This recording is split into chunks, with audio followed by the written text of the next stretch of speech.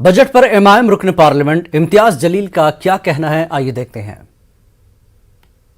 मजलिस इत्तेहादुल मुस्लिमीन के member of parliament Imtiaz Jaleel साहब। इम्तियाज साहब, आप तो खुद पत्रकार रहे हैं, अब बजट आपने देखा होगा, क्या आपका रद्द-ए-अमल है?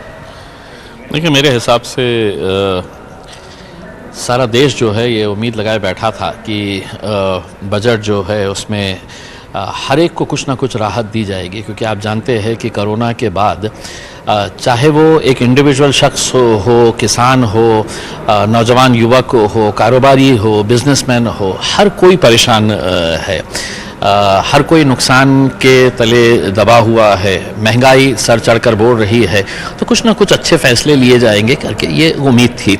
आप लगातार 6 साल से है तो इनकम टैक्स स्लैब के अंदर कोई बदलाव नहीं कर रहे। इनकम टैक्स भरता कौन है इस देश के अंदर? जो सैलरीड क्लास है, और वो पूरी ईमानदारी के साथ है तो अपना इनकम टैक्स अदा करता है। इस साल उसको ये उम्मीद थी कि कम से कम इनकम टैक्स स्लैब के अंदर कुछ राहत मिलेगी, क्योंकि महंगाई इतनी हो चुकी है कि जो पेट्रोल डीजल कभी 50 रुपये 60 रुपये हुआ करता था, 100 रुपये के ऊपर चला गया है। 300-400 रुपये की गैस सिलेंडर हुआ करता। इम्तियाज साहब, अगर देखें तो सरकार ये कह रही है कि अगले 25 सालों का ब्लूप्रिंट है, बहुत सारी उन्होंने ऐलानात भी किए हैं, लेकिन टैक्स के मामले में उन्होंने कोई नया टैक्स लगाया नहीं है, इनकम टैक्स स्लैब वही रखा है। नहीं लगाया, हम यही तो कह रहे हैं कि अब आपको कोरोना के अंदर है तो हर एक को नुकसान हुआ नहीं हुआ है, नौकरियां गई है नहीं गई है, उसके अंदर इंडस्ट्रीज बंद हुई है नहीं हुई है। ये हकीकत जानते हुए भी उम्मीद यही की जा रही थी। हम नए की बात नहीं कर रहे हैं, जो एग्जिस्टिंग है उसके अंदर कुछ राहत दे देना। हम वो राहत की बात कर रहे थे, और अब आप हमारे को फिर 25 साल के आगे का एक सपना दिखा रहे हैं। साहब, मुझे आज जिंदा रहना है, आप मुझे कह रहे हैं कि आपकी पार्टी मुसलमानों की खास तौर से बात करती है, उनके पसमानदगी की बात करती है, लेकिन इस बार जो माइनॉरिटी मिनिस्ट्री का बजट है वो 200 करोड़ रुपए से ज़्यादा बढ़ाया गया है। 4810 करोड़ था, वो 5020 करोड़ हो गया है।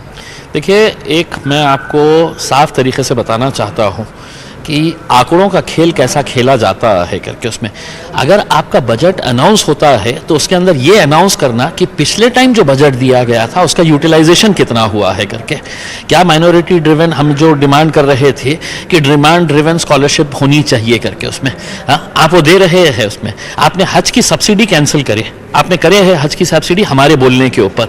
हमने ये मांग की थी कि वो पैसा जो है उसके ऊपर है तो माइनॉरिटी गर्ल्स के लिए, मुस्लिम बच्चियों के लिए है तो आप स्कूल खोले है करके। कितने स्कूल खोले हैं ये आंकड़ा दिखाइए। देखिए, बजट अनाउंस करना एक अलग बात होती है, उसका यूटिलाइजेशन करना एक अलग बात होती है। और वो राज्य सरकार के अंदर भी अगर देखा जाए तो एक तरीके से है तो आपको बताया जाता है कि साहब हमने 20 करोड़ 50 करोड़ 100 करोड़ हमने बढ़ा दिए हैं करके। लेकिन हकीकत जब साल भर में इसको जब खर्च करने की बात आती है तो पता चलता है कि आप 50%, 60%, 70%। लेकिन अभी क्योंकि बजट अनाउंस हुआ है, हम बजट की बात कर रहे हैं, सरकार ने कहा कि हम 60 लाख नौकरियां पैदा करेंगे, गरीबों को जो घर बनाकर उन्होंने दिए हैं उसमें 80 लाख घर नए बनाने के लिए कहा है। देखिए, इससे बड़ा सफेद झूठ नहीं हो सकता है, आप ये दिखाइएगा। और मैं ये ठेठ है तो नरेंद्र मोदी साहब को और भारतीय जनता पार्टी को ये बताना चाहता हूं कि मेरे जिले का मैं उदाहरण देता हूं।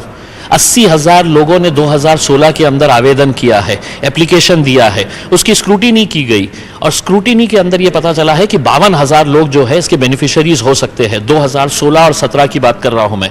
आपने है तो कई सारे होर्डिंग्स लगाए, कई सारे अखबारों के अंदर फुल पेज एडवर्टाइजमेंट दी, आपने भाषणों के अंदर कहा कि 2022 तक हर बेघर को घर दिया जाएगा। आपको पता है 52,000 लोगों में से 2022 जनवरी तक मेरे जिले औरंगाबाद में महज 350 लोगों को घर दिया गया है।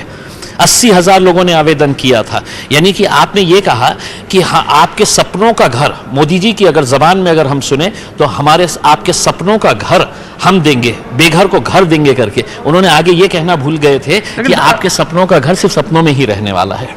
फिर ये जो बजट है 39 लाख करोड़ रुपए से ज्यादा का भारी भरकम बजट, तो ये क्या बिल्कुल ही इसमें सभी कुछ मनफी है? नहीं, देखिए कुछ अच्छी बातें हैं, इसके अंदर कोई दो राय नहीं है।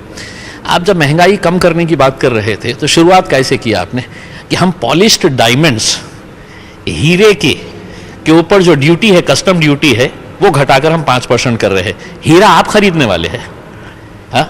भारतीय जनता पार्टी के नेताओं की बात नहीं हो रही है कि जो हीरे में खेल रहे हैं करके। हम गरीबों की बात कर रहे हैं और गरीब ये उम्मीद कर रहा था कि आप पेट्रोल की कीमत कम करेंगे, डीजल की कम करेंगे, आप गैस सिलेंडर की कीमतें कम करेंगे और रोज़मर्रा की जो ज़िंदगी है उसके अंदर कम करेंगे। आप शुरुआत ही करे हैं कि पॉलिश्ड डायमंड्स के ऊपर हम ड्यूटी जो है वो कम करने जा रहे हैं। अगर आपकी सोच ही अगर इतनी 5 स्टार है तो ये देश जो है अभी 5 स्टार नहीं हुआ है। हमारे को बहुत गरीब लोग इस मुल्क के अंदर रहते हैं और गरीब आपकी तरफ देख रहे थे कि आप उन्हें कुछ राहत देंगे। पूरी तरह से मायूस, मैं ही नहीं, पूरा देश मायूस है। कैमरामैन फिरोज वानी के साथ खुर्रम शहजाद, न्यूज़ 18 दिल्ली।